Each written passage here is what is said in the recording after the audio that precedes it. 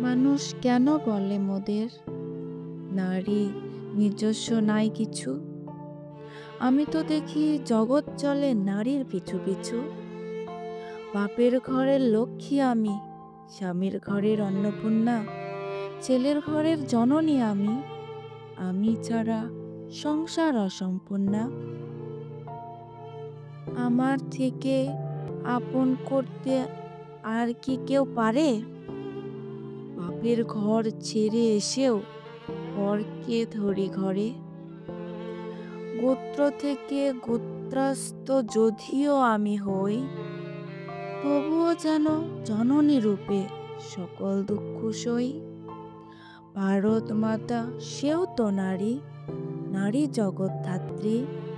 নারী হলো এই জগতের সবার জন্মদাত্রী।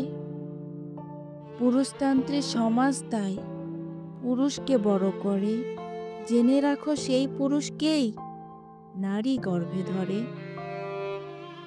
মহাকাল আমার পদতলে শাসিত চিরকাল, আমি ছাড়া এই জগৎ সংসার সবই হবে অচল।